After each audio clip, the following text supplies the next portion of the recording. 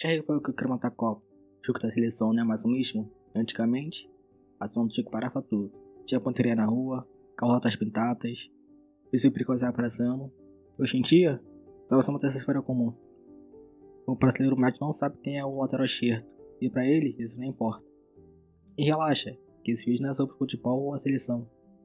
O que a gente tá consumindo nas ruas não é só por uma camisa amarela. A rivalidade de algo muito mais profundo.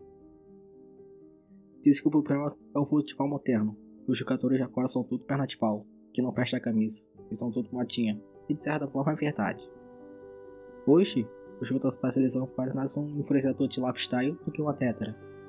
Eles estão mais preocupados com o corte que ele vai viralizar no TikTok, com o engajamento do post, ou com qual celebridade está saindo, do que com o sol no caramato. Mas se eu te dissesse que esse interesse não é um acidente, isso pode você não se sentir mais conectado com a seleção, é o resultado de uma política que usa a nossa própria miséria como estética, um plano que não tem nada a ver com polo. A gente aprende nas calças do grupão e ciclo romano. O governo estava com muita diversão para a população não se revoltar. Mas o tempo mudou, o tempo agora é outro. Os jogos não servem só para distrair, eles servem para descaracterizar. E para não se influenciar atuais, eles não são apenas o povo que deu certo. Eles são marcas corporais com milhões de seguidores e podem ser influenciados. São pessoas que vivem uma realidade completamente diferente, cercadas por assessores, marcas de luxo e contratos de exclusividade.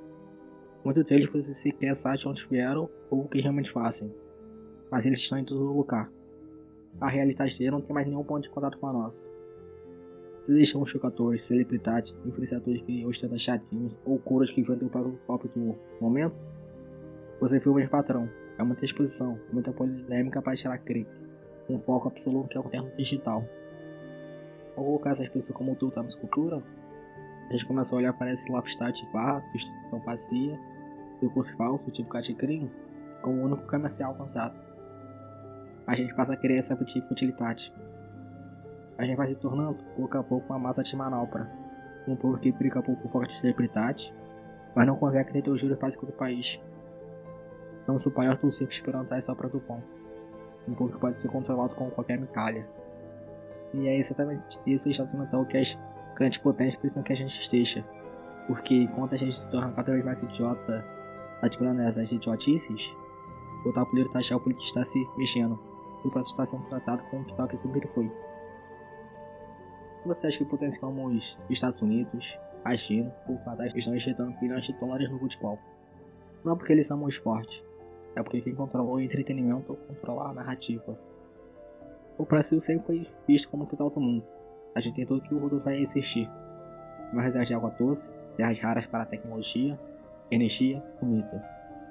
Somos os gigantes em recursos naturais.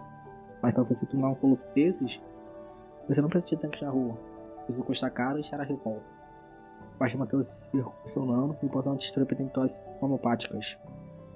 A gente com um de domesticação tão bizarro que nem precisa mais de inflação. Enquanto nosso país se amarca uma economia horrível e um estilo de vida péssimo, a gente viu que a nossa tenta entrar com um valor irrisório. A gente é abundante em tudo que o mundo hoje é escasso. Água, energia, terra, comida. E mesmo assim, a gente nem valoriza isso. Pelo contrário, a gente entrega de bandeja e não de uma ideologia ou de uma amizade política. Enquanto o nosso povo continua na merda. É a mentalidade de quem não se sente pronto da própria casa, mas apenas um hóspede que pede chuva para poder existir. E para começar a ver de um jeito sutil. Enquanto as putas que estão de olho no nosso quintal usando símbolos de ataque, a águia dos Estados Unidos, o urso da Rússia, o dragão da China, são peixes imponentes, predadores que vai receber só de olhar. O Brasil poderia muito bem ter a onça pintada como símbolo, um dos maiores predadores do planeta. O topo deve até alimentar, mas não, eles fazem a questão de manter no diminutivo, o canarinho, um pistoso que vive em caiola e que canta para entreter o dono. A imagem perfeita de um povo que foi domesticado para ser inofensivo. E aí, então, a coisa fica ainda mais escancarada. Se eu chegasse a completar a alegria que é pra fora, já parou para pensar no que isso comunica? Eles pegam a nossa realidade, a periferia, a luta diária de quem não tem nada, não tem saneamento, não tem segurança, não tem um básico no prato. E eles vendem isso para o mundo como se fosse uma estática legal, algo a se orgulhar. Estão romantizando a pobreza. É como se dissesse: vivem na pobreza de vocês, mas continuem alegres, continuem sendo esse povo dócil. que faz dancinha no TikTok e ganha quase por pra ninguém. Isso não é propaganda de material esportivo. Isso é tornar a miserável algo aceitável. Olha, eu não tô dizendo aqui pra você voltar a pintar a rua de verde e amarelo.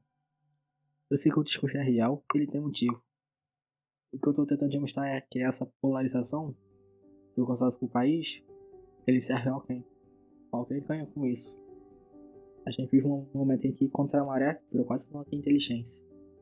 Enquanto a massa se torna cada vez mais idiota, se separam de todos que encanam outras pessoas e se perdendo em futilidades, quem para pra questionar o que tá acontecendo de verdade, acaba se sentindo deslocado. Bom, os resultados disso a gente vê na prática. São pessoas tentando funkeiros que cantam música de apologia ao crime, influenciadores com milhões de seguidores tentando de crime e por esse tiro fácil, tirando o último centavo de quem só querer uma chance de mudar de fita. O preço é isso aí. Um canarinho preso na gaiola, cantando e fazendo dancinha. Enquanto somos tratados como um povo que é feliz na sua própria miséria. Enfim, sou só um cara qualquer, vivendo essa miséria toda.